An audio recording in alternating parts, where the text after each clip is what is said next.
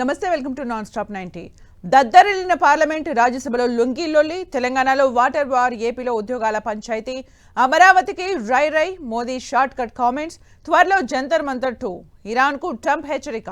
ఇలా బ్రేక్ లేకుండా 90 వార్తలు అందించే నాన్ స్టాప్ 90కి స్వాగతం. పార్లమెంట్ మరోసారి దద్దరిల్లింది. ఢిల్లీలో విద్యార్థులపై లాఠీ చార్జితో పాటు ఎఫ్సీఆర్ఏ బిల్లును వ్యతిరేకిస్తూ విపక్షాలు చేపట్టిన ఆందోళనలతో లోక్సభ అట్టుడికింది. సమావేశాలు ప్రారంభమైన వెంటనే ప్రతిపక్ష నేతలు వెళ్లోకి వెళ్లి ప్రభుత్వానికి వ్యతిరేకంగా నిరసన తెలిపారు. మరోవైపు ఎఫ్సీఆర్ఏ బిల్లుపైన నిరసన తెలిపారు. ప్రభుత్వానికి వ్యతిరేకంగా నినాదాలు చేస్తూ హోరెత్తించడంతో సభను గురువారానికి వాయిదా వేశారు. ఎఫ్సీఆర్ఏ బిల్లుపై లోక్సభ రేగడంతో కేంద్రం కీలక ప్రకటన చేసింది. ఈ బిల్లును జేపీసీకి పంపిస్తున్నట్లు తెలిపింది. 31 మంది సభ్యులతో జేపీసీని ఏర్పాట్లు చేస్తున్నట్టు చెప్పారు. అయితే ఇందులో మొత్తం 21 మంది లోక్సభ ఎంపీలు, 10 మంది రాజ్యసభ ఎంపీలు ఉంటారని పేర్కొంది. ఎఫ్సీఆర్ఏ బిల్లుపై వచ్చే పార్లమెంట్ శీతాకాల సమావేశాల్లోపు జేపీసీ నివేదిక ఇవ్వనుందని గడువు విధించింది. ఎఫ్సీఆర్ఏ బిల్లును తీవ్రంగా వ్యతిరేకిస్తున్నామని కాంగ్రెస్ సీనియర్ నేత కేసీ వేణుగోపాల్ తెలిపారు. మైనార్టీలు, ఎన్జీఓలను లక్ష్యంగా చేసుకుని బిల్లు తీసుకువచ్చారని ఆరోపించారు. కేంద్ర ప్రభుత్వం తన నిర్ణయాన్ని మార్చుకోవాలని, ఎఫ్సీఆర్ఏ బిల్లును తక్షణమే ఉపసంహరించుకోవాలని డిమాండ్ చేశారు కేసీ వేణుగోపాల్. దీనికి మద్దతు ఇచ్చే ప్రసక్తే లేదని స్పష్టం చేశారు. ఎఫ్సీఆర్ఏ బిల్లుపై సమాజ్వాదీ పార్టీ అధినేత అఖిలేష్ యాదవ్ అభ్యంతరం వ్యక్తం చేశారు. బిల్లులోని కొన్ని నిబంధనలు విదేశీ నిధులు స్వీకరించే స్వచ్ఛంద సంస్థలు, ఇతర సంస్థల కార్యకలాపాలపై ప్రభావం చూపే అవకాశం ఉందని ఆందోళన వ్యక్తం చేశారు. దీని ద్వారా మైనార్టీలను టార్గెట్ చేసినట్లుందన్నారు. బిల్లును పూర్తిగా పరిశీలించి సంబంధిత వర్గాల అభిప్రాయాలు తీసుకున్న తర్వాతే ముందుకు వెళ్లాలని డిమాండ్ చేశారు. అటు విపక్షాల ఆందోళనతో కేంద్ర మంత్రి కిరణ్ రిజిజు స్పందించారు. ఎఫ్సీఆర్ఏ బిల్లుపై విపక్షాలు అనవసర రాద్ధాంతం చేస్తున్నాయని ఆరోపించారు. దీనివల్ల ఎవరికీ నష్టం ఉండదని తెలిపారు. బిల్లులోని అంశాలపై ఏమైనా అభ్యంతరాలు ఉంటే జేపీసీకి చెప్పాలన్న కిరణ్ రిజిజు మైనార్టీలను టార్గెట్ చేసేలా ఎలాంటి నిబంధనలు ఇందులో లేవని స్పష్టం చేశారు. విపక్షాలు ప్రజల్ని తప్పుదోవ పట్టిస్తున్నాయని ఆరోపించారు. కేంద్ర హోంమంత్రి అమిత్ షా, ప్రతిపక్ష నేత రాహుల్ గాంధీ మధ్య డైలాగ్ వార్ జరిగింది. అన్ని అంశాలపై చర్చకు సిద్ధంగా ఉన్నామని, విపక్షాల ప్రశ్నలకు సమాధానం చెబుతామని కేంద్ర మంత్రి అమిత్ షా స్పష్టం చేశారు. ప్రతిష్టంభనకు తెరదించేందుకు కేంద్ర ప్రభుత్వం సిద్ధంగా ఉందని తెలిపారు. అయితే సభలో చర్చ జరగాలా, ఆందోళన కొనసాగాలా అనేది ప్రతిపక్షమే నిర్ణయించుకోవాలన్నారు అమిత్ షా. అటు చర్చకు సిద్ధంగా ఉన్నామంటూ ప్రతిపక్ష ఎంపీలు లోక్సభ స్పీకర్ ఓం బిర్లాకు లేఖ రాయాలని కేంద్ర మంత్రి అమిత్ షా సూచించారు. ఎంతసేపైనా చర్చించేందుకు తాము సిద్ధమని ప్రకటించారు. విపక్షాలు అడిగే ప్రతి ప్రశ్నకు సమాధానమిస్తానని షా చెప్పారు. పార్లమెంట్లో కనిపించడం లేదు, పారిపోయారనే పదాలు ఉపయోగించడంపై అభ్యంతరం వ్యక్తం చేసిన అమిత్ షా లాఠీ చార్జ్ ఘటనపై చర్చకు రావాలని రాహుల్ గాంధీకి సవాల్ విసిరారు. లోక్సభ స్పీకర్ ఓం బిర్లాకు కేంద్ర హోంమంత్రి అమిత్ షా లేఖ రాశారు. నీట్ పేపర్ లీక్ పై చర్చకు సిద్ధమని, తాను స్వయంగా పాల్గొని ప్రతిపక్ష సభ్యులు లేవనెత్తే ప్రశ్నలకు సమాధానమిస్తానని పేర్కొన్నారు.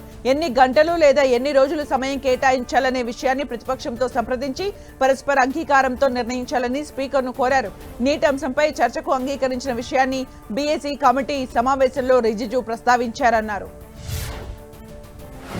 కేంద్ర మంత్రి అమిత్ షాకు కాంగ్రెస్ అగ్రనేత రాహుల్ గాంధీ కౌంటర్ ఇచ్చారు. ఆయనతో చర్చించడానికి తమకు భయం లేదని చెప్పారు. అమిత్ షా చెప్పే ఉపన్యాసాలు వినేందుకు ప్రతిపక్షానికి ఆసక్తి లేదని, విద్యార్థుల నిరసన అణచివేతపై సమాధానం చెప్పాలని డిమాండ్ చేశారు. కాల్పులు ఎవరు జరిపారు, మేకులున్న లాఠీలతో ఎవరు కొట్టించారని ప్రశ్నించారు. వీటిపై సమాధానాలు చెప్పలేక 20 రోజులుగా అమిత్ షా కనిపించకుండా పోయారని విమర్శించారు. పార్లమెంట్ సమావేశాల్లో ప్రజా సమస్యలపై చర్చ జరగాలని యువత కోరుకుంటోందని లోక్సభ స్పీకర్ ఓం బిర్లా వ్యాఖ్యానించారు. చర్చకు సిద్ధమని ప్రభుత్వం కూడా వెల్లడించిందని తెలిపారు. విపక్షాలు అర్థవంతమైన చర్చకు సహకరించాలని సూచించారు స్పీకర్ ఓం బిర్లా. మరోవైపు పార్లమెంట్ ఆవరణలో కాంగ్రెస్, బీజేపీ ఎంపీలు పోటాపోటీగా నిరసన తెలిపారు. ఇక పార్లమెంట్ వర్షాకాల సమావేశాలు గురువారంతో ముగియనున్నాయి. ఇప్పటి వరకు ఒక్కరోజు కూడా పార్లమెంట్ పూర్తిగా నడవలేదు. పట్టుమని 2 గంటల పాటు సభ సాగలేదు. సమావేశాలు ప్రారంభమైనప్పటి నుంచి వాయిదాల పర్వం కొనసాగుతోంది. విపక్షాలు ఆందోళన చేయడం, అర నిమిషంలో వాయిదా వేయడం రిపీట్ అయింది. చివరి రోజైన సమావేశాలు సజావుగా జరుగుతాయని భావిస్తున్నారు. రాజ్యసభలోనూ గందరగోళం తలెత్తింది. బీజేపీ మహిళా ఎంపీ సుష్మితా దేవ్ తనను లుంగీవాలా అంటూ కామెంట్ చేశారని సిపిఎం సభ్యుడు జాన్ బ్రిటాప్ ఆరోపించారు. ఇది తనను, తన సంస్కృతిని అవమానించడమే అని అభ్యంతరం వ్యక్తం చేశారు. ఈ విషయాన్ని సభ దృష్టికి తీసుకురావడంతో వివాదం మొదలైంది. ఇరు వర్గాల సభ్యుల నినాదాలతో సభ కార్యకలాపాలు స్తంభించాయి. దీంతో రాజ్యసభలో గందరగోళం ఏర్పడింది. సిపిఎం ఎంపీ బ్రిటాప్ ఆరోపణలపై కేంద్ర మంత్రి కిరణ్ రిజిజు స్పందించారు. సభలో ప్రతి సభ్యుడు సమానమే అని తెలిపారు. మనమంతా భారతీయులమని పేర్కొన్నారు. దేశ ప్రతిష్టకు భంగం కలిగించే వ్యాఖ్య ఏదైనా ఉంటే సంబంధిత సభ్యులను చైర్మన్ ఛాంబర్ కు పిలిచి మాట్లాడాలని సూచించారు. దేశ సంస్కృతికి ప్రత్యేకమైందని, సంస్కృతి గుర్తింపు మతాన్ని అగౌరవపరచకూడదని రాజ్యసభ చైర్మన్ తెలిపారు. ఆమెను తన ఛాంబర్ కు పిలిచి మాట్లాడతానని చెప్పారు. బ్రిటాస్ ఆరోపణలపై కేంద్ర మంత్రి జేపీ నడ్డా రియాక్ట్ అయ్యారు. లుంగి కామెంట్స్ ను తాము సమర్థించబోమని స్పష్టం చేశారు. బ్రిటాస్ అభ్యంతరాలు, వ్యాఖ్యలు అన్ని రికార్డుల్లోకి చేరాయని తెలిపారు. తమ దృష్టిలో అది దోతి అని చెప్పారు. సభ హుందాతనాన్ని కాపాడాల్సిన అవసరం ఉందని వ్యాఖ్యానించారు జేపీ నడ్డా. అటు లుంగీవాలా కామెంట్స్ వివాదంపై బీజేపీ ఎంపీ సుస్మితా దేవ్ స్పందించారు. తాను దుస్తుల ఆధారంగా ఎవరిని కించపరచలేదని తెలిపారు. కేరళం ప్రజలన్న, సంస్కృతి అన్న తనకు గౌరవమని చెప్పారు. ఎవరిని కించపరిచే ఉద్దేశం తనకు లేదన్నారు. తాను పశ్చిమ బెంగాల్ నుంచి వచ్చానని, ఎన్నో భిన్న సంస్కృతుల్ని చూశానని తెలిపారు. కేరళతో పాటు నార్త్ ఈస్ట్, సౌత్ ప్రజలన్న తనకు గౌరవమని చెప్పారు. తెలంగాణలో ల్యాండ్ వాటర్ వార్ నడుస్తోంది. నీటి వాటాలో గత బీఆర్ఎస్ ప్రభుత్వం తీవ్ర నష్టం చేసిందని మంత్రి శ్రీధర్ బాబు విమర్శించారు. జీఆర్ఎంపీ సమావేశానికి హాజరవుతామని, నీటి వాటాపై బలంగా కొట్లాడతామని పేర్కొన్నారు. అసత్యాలతో ప్రజల్ని కేటీఆర్ పక్కదోవ పట్టిస్తున్నారని మండిపడ్డారు. నీటి వాటా విషయంలో ఎక్కడా రాజీ పడబోమని స్పష్టం చేశారు మంత్రి శ్రీధర్ బాబు. అటు హైదరాబాద్ లో భూ కేటాయింపుల వ్యవహారంపై కేటీఆర్ చేసిన ఆరోపణలకు మంత్రి శ్రీధర్ బాబు కౌంటర్ ఇచ్చారు. బీఆర్ఎస్ హయాంలో ఎకరా భూమిని 90 లక్షలకే కేటాయించారని, తమ ప్రభుత్వం నిబంధనల ప్రకారం ఎకరా 1.5 కోటి లెక్కన ఇచ్చిందని స్పష్టం చేశారు. 5 ఎకరాల భూమిని 7.5 కోట్లకు ఇచ్చామని చెప్పారు. కేటీఆర్ చెబుతున్న 200 కోట్ల లెక్కలు ఎక్కడి నుంచి వచ్చాయో చెప్పాలని డిమాండ్ చేశారు మంత్రి Sridhar Babu. BRS working president KTR మరోసారి హాట్ కామెంట్ చేశారు. సీఎం రేవంత్ సోదరులు భూకుంభకోణాలకు పాల్పడుతున్నారని ఆరోపించారు. ఇన్నోవేటర్ ఆఫ్ ది సెంచరీగా అనుముల కొండలరెడ్డిని ప్రకటించాలని ఎద్దేవా చేశారు. నిజమైన స్టార్టప్లు ఎదగాలని తాము టీ హబ్ ను నిర్మిస్తే సీఎం రేవంత్ రెడ్డి మాత్రం తన కుటుంబ ప్రయోజనాల కోసం అనుముల హబ్స్ ఏర్పాటు చేయడంలో బిజీగా ఉన్నారని సెటైర్లు వేశారు. నీటి వాటా విషయంలో బీఆర్ఎస్ నిలదీస్తే తప్ప సీఎం రేవంత్ కు సోయి రాలేదని మాజీ మంత్రి హరీష్ రావు విమర్శించారు. తెలంగాణ ప్రాజెక్టుల్ని అడ్డుకోవాలని ఏపీ ప్రభుత్వం జీఆర్ఎంబీ ఎజెండాలో పెడితే ఇంతకాలం ఎందుకు నోరు మెదపలేదని ప్రశ్నించారు. ఎందుకు ఏపీ ప్రభుత్వాన్ని ప్రశ్నించలేదన్నారు. బీఆర్ఎస్ ప్రశ్నించిన తర్వాత హడావిడిగా లేఖలు రాయడం తప్ప తెలంగాణ ప్రయోజనాల పట్ల మీకు అసలు చిత్తశుద్ధి లేదా అని నిలదీశారు. తెలంగాణ సర్కార్పై మాజీ మంత్రి జగదీష్ రెడ్డి ఫైర్ అయ్యారు. నీళ్ల విషయంలో రాష్ట్ర ప్రభుత్వం రైతులకు ద్రోహం చేస్తోందని ఆరోపించారు. 2 నెలలుగా గోదావరిపై బీఆర్ఎస్ పోరాటం చేస్తుంటే ప్రభుత్వం నిమ్మకు నీరెత్తినట్లు వ్యవహరిస్తోందని విమర్శించారు. కృష్ణా జలాల్ని ఏపీ తరలించుకుపోతుంటే సీఎం రేవంత్ రెడ్డి ఎందుకు మౌనంగా ఉన్నారని ప్రశ్నించారు. ఈ ప్రభుత్వంలో 1 ఎకరాకు నీళ్లు ఇచ్చే పరిస్థితి లేదన్నారు. బీఆర్ఎస్ వర్కింగ్ ప్రెసిడెంట్ కేటీఆర్ కీలక వ్యాఖ్యలు చేశారు. బీఆర్ఎస్ హయాంలోని పథకాల తొలగింపుపై అసహనం వ్యక్తం చేశారు. వైఎస్ఆర్ పెట్టిన ఆరోగ్యశ్రీ పథకాన్ని తాము కొనసాగించామన్న కేటీఆర్, కాంగ్రెస్ వచ్చి తాము పెట్టిన పథకాలు తొలగించిందన్నారు. కంటి వెలుగు, కేసీఆర్ కిట్ ఎంతో గొప్పవని వాటికి పేరు మార్చి కొనసాగించాల్సిందన్నారు. కంటి వెలుగు పథకంతో ప్రభుత్వానికి మంచి పేరు వచ్చేదన్నారు.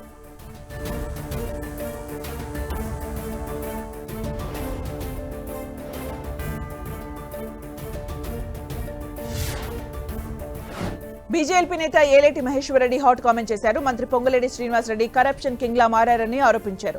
రెవెన్యూ శాఖను అడ్డుపెట్టుకుని పొంగులేటి శ్రీనివాసరెడ్డి రాష్ట్రాన్ని లూటీ చేస్తున్నారంటూ ఆరోపించారు. నాదర్గుల్ దగ్గర ప్రభుత్వ భూమిని కబ్జా చేసేందుకు ప్రయత్నించిన విషయం వాస్తవం కాదా అని ప్రశ్నించారు ఏలేటి మహేశ్వర్ రెడ్డి. ఢిల్లీలో కేంద్ర మంత్రులు కిషన్ రెడ్డి, బండి సంజయ్ హర్ ఘర్ తిరంగా ర్యాలీ నిర్వహించారు. జాతీయ జెండాలు చేతబట్టి ప్రదర్శనలో పాల్గొన్నారు. ఈ ర్యాలీకి బీజేపీ ఎంపీ లక్ష్మణ్తో పాటు పెద్ద సంఖ్యలో నేతలు, యువత హాజరయ్యారు. దేశానికి స్వాతంత్ర్యం వచ్చి 80 వసంతాలు పూర్తి చేసుకున్న సందర్భంగా హర్ ఘర్ తిరంగా యాత్ర నిర్వహిస్తున్నట్లు కేంద్ర మంత్రి కిషన్ రెడ్డి తెలిపారు. దేశ ప్రజలు ప్రతి ఇంటి మీద జాతీయ జెండా ఎగురవేయాలన్నారు. మిల్లర్లకు CM Revanth Reddy strong warning ఇచ్చారు. వ్యాపార దృక్పథంతో మిల్లులు నడిపే వారితో సానుకూలంగా ఉంటామని, ఉద్దేశపూర్వకంగా ఎగవేతలకు ప్రయత్నించే వారితో కఠినంగా వ్యవహరిస్తామని హెచ్చరించారు. పౌర సరఫరాల శాఖపై మంత్రి ఉత్తమ్తో కలిసి సమీక్ష నిర్వహించిన సీఎం గత ప్రభుత్వం 1000 కోట్ల బకాయిలకు అవకాశం ఇచ్చి తిరిగి ఆ తప్పిదాన్ని తమ ప్రభుత్వానికి అంటగట్టే ప్రయత్నం చేస్తోందని ఆరోపించారు. హైదరాబాద్ లో ఇందిరమ్మ టవర్స్ కు శంకుస్థాపన జరగనుంది. కూకట్పల్లిలో నిర్మించనున్న ఇందిరమ్మ టవర్స్ కు సీఎం రేవంత్ రెడ్డి గురువారం భూమి పూజ చేయనున్నారు. KPHB 7-9 ఫేజ్ లో గోకుల్ ఫ్లాట్స్ మధ్య 5.87 ఎకరాల స్థలంలో 43 కోట్లతో టవర్స్ నిర్మించనున్నారు. 4 టవర్స్ లో ఫేజ్ 1 కింద 480, ఫేజ్ 2 కింద 680 ఇళ్లు కట్టనున్నారు. ఏడాదిలో ప్రాజెక్టును పూర్తి చేయాలని ప్రభుత్వం లక్ష్యంగా పెట్టుకుంది. అటు తెలంగాణలోని బీసీ మహిళల కోసం ఉచిత కుట్టు మిషన్ల పథకాన్ని ప్రభుత్వం గురువారం ప్రారంభించనుంది. బీసీ మహిళలకు నియోజకవర్గానికి 1000 చొప్పున ఆటోమేటిక్ కుట్టు మిషన్లు అందించనుంది. విధి విధానాలు, అర్హతలు, దరఖాస్తు ప్రక్రియ అంశాలను గురువారం ప్రకటించనున్నారు. సార్ ధృవీకరణ పత్రంగా ఫ్యామిలీ రిజిస్టర్ సర్టిఫికేట్ చెల్లదని కేంద్ర ఎన్నికల సంఘం స్పష్టం చేసింది. ఫ్యామిలీ రిజిస్టర్ సర్టిఫికేట్ జారీపై జూలై 25న తెలంగాణ ప్రభుత్వం ఉత్తర్వులు జారీ చేసింది. రేషన్ కార్డు డేటా ఆధారంగా సర్టిఫికేట్ జారీ చేసేలా ఆదేశాలు ఇచ్చింది. దీనిపై ఈసీ క్లారిటీ ఇచ్చింది. సార్లో ధృవీకరణకు ఫ్యామిలీ రిజిస్టర్ సర్టిఫికేట్ ఆమోదించడానికి కుదరదని స్పష్టం చేసింది. అది రేషన్ కార్డుతో సమానమని పేర్కొంది. పోలీస్ ఆఫీసర్లు కొందరు డ్యూటీలో నిర్లక్ష్యం వహిస్తున్నారంటూ సెన్సేషన్ కామెంట్ చేసిన డీజీపీ యాక్షన్లోకి దిగారు. జోగులాంబ రేంజ్ డీఐజీ చౌహాన్ పై వేటు వేశారు. డీఐజీ చౌహాన్ ను డీజీపీ ఆఫీస్ కు అటాచ్ చేస్తూ ఆదేశాలు జారీ చేశారు. అవినీతి ఆరోపణలతో చౌహాన్ పై బదిలీ వేటు వేసింది ప్రభుత్వం. మరో 3 ఐపీఎస్లపై చర్యలు తీసుకునే అవకాశం ఉన్నట్టు సమాచారం. గుండె సంబంధిత వ్యాధితో బాధపడుతున్న చిన్నారులకు నిమ్స్ హాస్పిటల్ గుడ్ న్యూస్ చెప్పింది. ఉచితంగా ఆపరేషన్ చేసేందుకు ముందుకొచ్చింది. గురువారం నుంచి చిన్నారులకు ఫ్రీగా శస్త్రచికిత్సలు నిర్వహించనున్నారు. ఇందుకోసం నిమ్స్ పాత బిల్డింగ్ లోని రూమ్ నెంబర్ 32లో రిజిస్ట్రేషన్ చేసుకోవాలని విజ్ఞప్తి చేశారు. అనంతరం మొదటి అంతస్తులోని సిటీ ఆఫీసులో రిపోర్టు చేయాలన్నారు. మాజీ మంత్రి కేటీఆర్ చొరవతో హైదరాబాద్ కు గల్ఫ్ బాధితురాలు తిరిగొచ్చారు. గల్ఫ్ లో ఉద్యోగం పేరుతో తెలంగాణ మహిళకు ఏజెంట్ మోసం చేశారు. వర్క్ వీసా బదులు విజిటింగ్ వీసా ఏజెంట్ ఇప్పించడంతో 25 రోజులు గల్ఫ్ లో బాధిత మహిళ చిత్రహింసలు పడింది. ఈ విషయాన్ని మాజీ మంత్రి కేటీఆర్ దృష్టికి తీసుకువెళ్లడంతో ఆమె సేఫ్ గా హైదరాబాద్ కు తిరిగి వచ్చేలా ఏర్పాట్లు చేశారు. ఆదిలాబాద్ జిల్లాలో ఏర్పాటు కాబోతున్న జాయింట్ యూజర్ ఎయిర్ ఫీల్డ్ కోసం సర్వే కొనసాగుతోంది. భూసేకరణపై ప్రభుత్వం పూర్తి స్థాయి క్లారిటీ ఇవ్వకపోవడంతో రైతులు ఆందోళనకు గురవుతున్నారు. ఇటీవల ఎకరాకు 6 కోట్ల పరిహారం చెల్లించాలని రైతులు కలెక్టరేట్ దగ్గర ధర్నా చేశారు. దీంతో అధికారులు అలర్ట్ అయ్యారు. పోలీస్ బందోబస్తు మధ్య ప్రస్తుతం భూ సర్వే చేస్తున్నారు. ఏపీలో ఉద్యోగాలకు సంబంధించి అధికార విపక్షాల మధ్య డైలాగ్ వార్ జరుగుతోంది. వైసీపీ హయాంలో నిర్వహించిన గ్రూప్ 1 పరీక్షల్లో ఘోర తప్పిదాలు జరిగాయని సీఎం చంద్రబాబు ఆరోపించారు. అందుబాటులో ఉన్న మంత్రులతో లంచ్ మీటింగ్ నిర్వహించిన సీఎం ఇంత అన్యాయంగా జవాబు పత్రాల మూల్యాంకనం జరగలేదని చెప్పారు. 3 సార్లు పేపర్లు దిద్దించడం ఏంటని ఆశ్చర్యం వ్యక్తం చేశారు. దీనిపై వైసీపీ నేతల్ని నిలదీయాలన్నారు. డిఎస్సీలో అక్రమాలకు బాధ్యత వహిస్తూ విద్యాశాఖ మంత్రి లోకేష్ రాజీనామా చేయాలని వైసీపీ అధినేత జగన్ డిమాండ్ చేశారు. ఇందుకు సంబంధించిన ఆధారాలు, సాక్ష్యాలన్నింటినీ ఇప్పటికే ప్రజల ముందుంచామని చెప్పారు. అవుట్ సోర్సింగ్ ఉద్యోగికై ఫస్ట్ ర్యాంక్ రావడం చూశామని, మెరిట్ లిస్టులు మారిన వ్యవహారాలు బయటపడ్డాయని తెలిపారు. దీనిపై సీబీఐ విచారణ జరిపించేందుకు ప్రభుత్వం ముందుకు రావట్లేదని ఆరోపించారు. అటు సీఎం చంద్రబాబు టార్గెట్ గా వైసీపీ అధినేత జగన్ విమర్శలు గుప్పించారు. ప్రభుత్వం విడుదల చేస్తున్న వైట్ పేపర్లన్నీ వాస్తవానికి ఎల్లో పేపర్స్ అని ఆరోపించారు. వెన్నుపోటు పార్టీ అబద్ధాలు చెప్పడంలో ముందుంటుందని, కల్లార్పకుండా అసత్యాలు చెప్పడంలో చంద్రబాబుకు సాటి ఎవరూ లేరని వ్యాఖ్యానించారు. అదే స్థాయిలో అబద్ధాలు చెప్పేలా లోకేష్ కు కూడా శిక్షణ ఇచ్చారని ఘాటు వ్యాఖ్యలు చేశారు జగన్. ఏపీ సర్కార్ తీసుకువచ్చిన కొత్త పీపీపీ పాలసీపై వైసీపీ అధినేత జగన్ తీవ్ర విమర్శలు చేశారు. ఈ పాలసీని చూస్తుంటే ఆంధ్రప్రదేశ్ ఫర్ సేల్ అన్నట్టుగా ఉందని విమర్శించారు. ప్రైవేట్ సంస్థలకు ప్రభుత్వం అనేక రాయితీలు కల్పిస్తూ చివరకు ఆ భారాన్ని ప్రజలపై మోపే విధానాలున్నాయని ఆరోపించారు. ప్రైవేట్ సంస్థలు తీసుకునే రుణాలకు వడ్డీని కూడా ప్రభుత్వమే చెల్లించడం ఏంటని ప్రశ్నించారు జగన్. వైసీపీ అధినేత జగన్ కు మంత్రి వంగలపూడి అనిత కౌంటర్ ఇచ్చారు. అసెంబ్లీకి రాకుండా బయట ఆరోపణలు చేయడమేంటని ప్రశ్నించారు. మంగళగిరిలో ప్రజల నుంచి వినతులు స్వీకరించిన అనిత ప్రజలు ఎన్నుకున్న ఎమ్మెల్యేలకు శాసనసభలో తమ నియోజకవర్గ సమస్యలు ప్రస్తావించే బాధ్యత ఉందన్నారు. గతంలో శాసన మండలిని రద్దు చేయాలన్న జగన్ ఇప్పుడు అదే మండలికి తమ పార్టీ ప్రతినిధుల్ని పంపుతున్నారని విమర్శించారు. వైసీపీ ఎమ్మెల్యేలు టార్గెట్ గా ఏపీ స్పీకర్ అయ్యన్న పాత్రుడు మరోసారి హాట్ కామెంట్ చేశారు. అసెంబ్లీకి రాని సభ్యులు ఎందుకు కొనసాగాలని ప్రశ్నించారు. 6 నెలలు అసెంబ్లీకి రాని సభ్యులపై అనర్హత వేటు వేయాలన్నారు. దీనిపై పార్లమెంటు వేదికగా చర్చ జరగాలన్నారు స్పీకర్ అయ్యన్న పాత్రుడు. మరోవైపు శాసనసభ్యుల దొంగ సంతకాలను నివారించడానికి ఫేస్ రికగ్నిషన్ ఏర్పాటు చేసినట్టు తెలిపారు. చట్టాన్ని చేతుల్లోకి తీసుకునే వారిపై కఠినంగా వ్యవహరించాలని సీఎం చంద్రబాబు ఆదేశించారు. రాష్ట్రంలో శాంతి భద్రతలపై సమీక్షించిన ముఖ్యమంత్రి కీలక అంశాలపై అధికారులకు దిశానిర్దేశం చేశారు.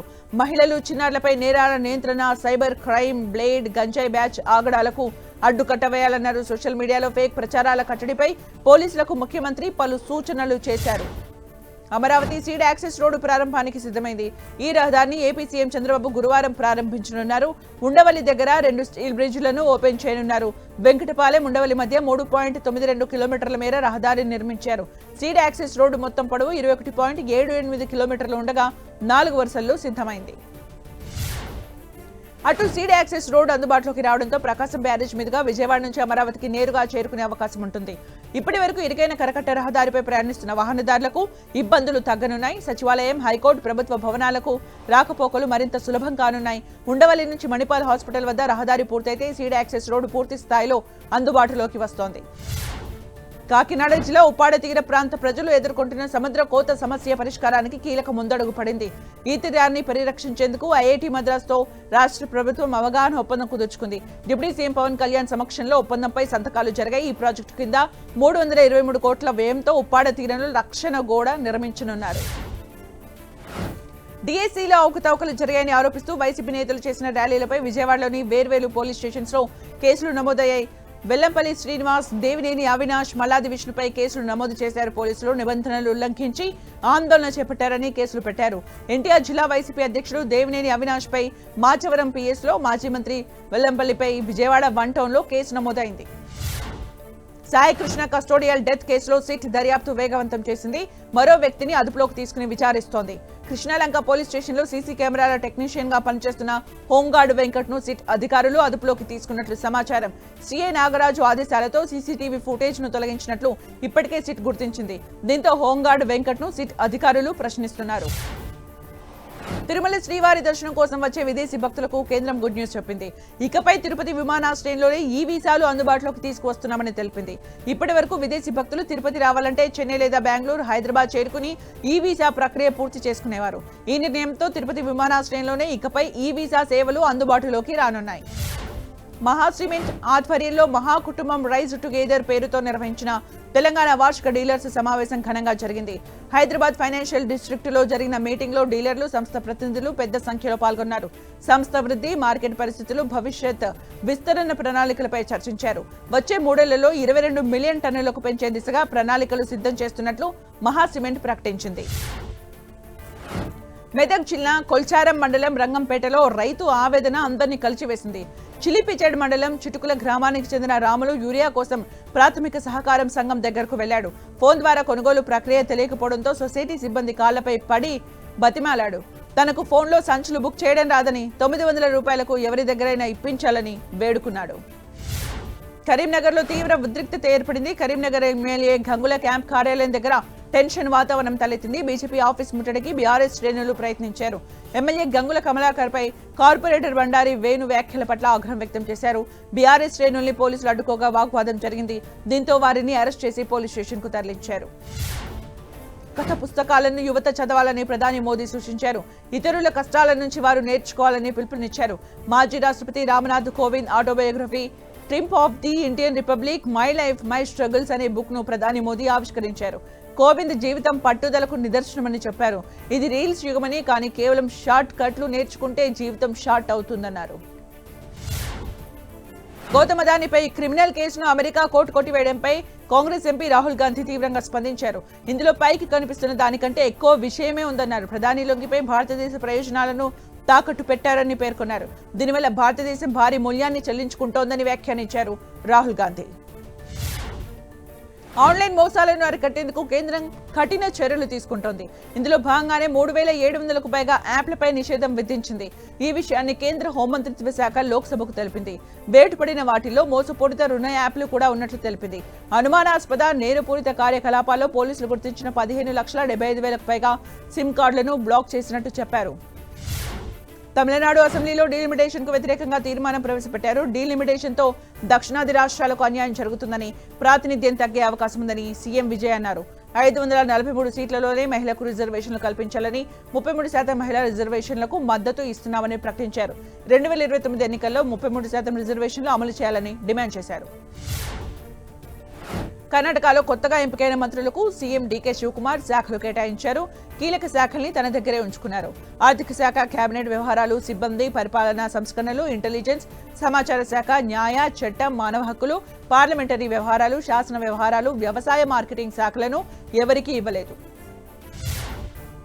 ఓటు తొలగించారంటూ నటుడు ప్రకాష్ రాజ్ చేసిన వ్యాఖ్యలపై ఎన్నికల సంఘం స్పందించింది. ప్రకాష్ రాజ్ ఓటును షిఫ్టెడ్ జాబితాలో చేర్చినట్టు ఎన్నికల కమిషన్ తన వెబ్సైట్లో తెలిపింది.